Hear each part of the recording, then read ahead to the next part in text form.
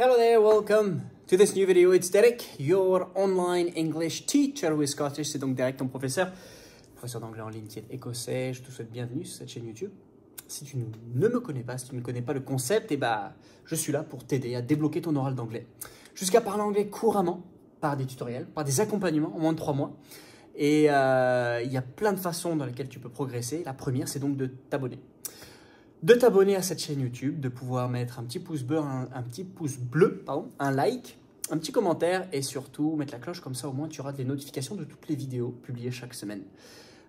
Et donc comme tu sais, je l'ai dit, je suis écossais et français. En ce moment, je vis aux États-Unis avec ma famille, ma femme et mes 3 enfants.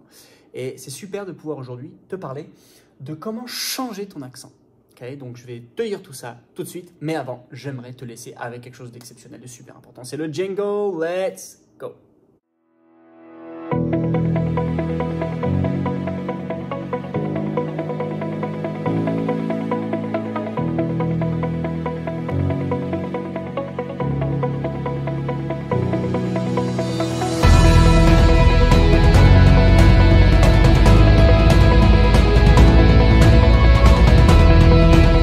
L'accent est extrêmement important.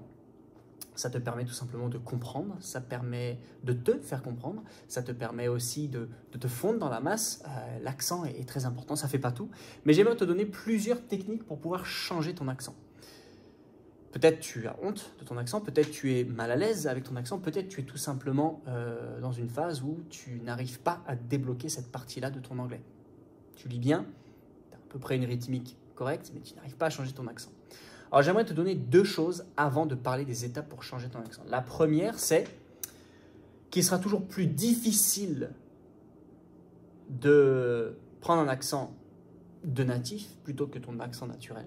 Ça requiert beaucoup plus d'efforts de se changer que de rester dans l'état dans lequel tu es. Donc, tu devrais voir arriver des difficultés si tu fais des pas vers un accent plus natif. Donc, sois prêt à cette difficulté-là, ce constat va arriver. Il ne faut pas abandonner. Deuxièmement, ton accent Frenchy peut être un avantage. Il faut savoir quand l'utiliser. Si c'est dans un rendez-vous galant avec un étranger, une étrangère, this is very good. Et il est à savoir utiliser. Si jamais tu veux travailler dans une entreprise internationale, et il y a des contacts avec des francophones, mais tout se fait en anglais, peut-être ton accent Frenchy pourrait être un avantage. En fait, je veux te dire qu'il faut savoir être caméléon. Donc, il faut savoir jouer avec les deux. Si tu as qu'un seul accent, et c'est l'accent Frenchy, ça peut être un problème. Si tu as les deux, accent anglophone et Frenchy, c'est mieux. Maintenant, comment faire?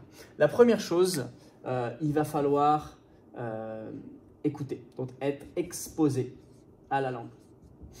Être exposé à la langue, j'aimerais te dire de manière indéfinie. Ça ne veut pas dire 24 heures par jour, j'ai envie de te dire, ne cherche pas une verbe. Il faut constamment être exposé à la langue par des podcasts, par des films, par des séries, par du TED Talk, par des vidéos YouTube. Il faut constamment être exposé à la langue anglaise. Et ça, c'est la première étape. Tu ne peux pas produire quelque chose que tu n'as pas entendu. Tu ne peux pas produire un son que tu n'as pas entendu.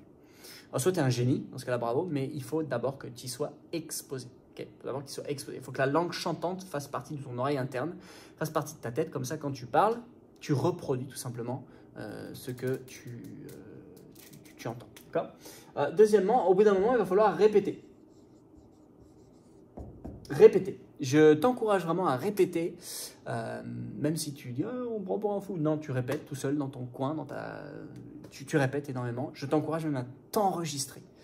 Tu fais des mémos vocaux sur ton iPhone, sur ton Android, sur ton Google Pixel, sur ton Samsung, peu importe. Fais des mémos vocaux pour justement que tu puisses écouter, te réécouter. Est-ce que ça ressemble à ce que j'entends? Il faut que tu aies un feedback constant. Pour progresser, il faut que tu aies un feedback constant. Feedback constant. Si tu n'as pas de feedback, tu vas stagner. Si tu as un feedback, tu dis c'est mieux, c'est mieux, c'est mieux, c'est moins bien, je fais mieux. Donc, il faut que tu aies ce feedback. Donc, répète, à fond. Il faut répéter. J'irai même un peu plus loin que répéter, il faut imiter. Imite ce que tu entends. Il faut imiter, il faut que ce que tu exprimes, faut que tu fasses genre. faut clairement faire genre. Il faut imiter. Voilà. Bah non, je vais pas le faire. Tu n'es pas dans une salle de classe. Ok. Les gens à qui tu vas parler, c'est pas des profs. Ils vont pas te casser. Donc, il faut pas que tu aies peur de ça. Mais imite à fond. Imite. Il faut imiter. Donc, il faut être exposé à la langue. Ok. Il faut être exposé. Il faut répéter. Il faut être exposé. Il y a une faute d'orthographe. Il faut répéter. Il faut imiter. Et il faut se lancer, parce qu'une fois que tu as fait ça tout seul, il faut le faire en vrai, il faut se lancer. Et n'aie pas peur des critiques positives ou négatives. N'aie pas peur des critiques positives ou négatives. Critique positive, c'est quelqu'un qui dit « Oh punaise, t'as un bel accent, oh, qu'est-ce qui s'est passé ?» Tu fais genre maintenant. N'aie pas peur de ça. Et n'aie pas peur non plus des critiques négatives, c'est-à-dire des gens qui vont te dire « Tu fais genre, n'importe quoi. » Français, je te rappelle. N'aie pas peur de ça. Laisse les gens parler. Ouais. Vraiment, c'est important.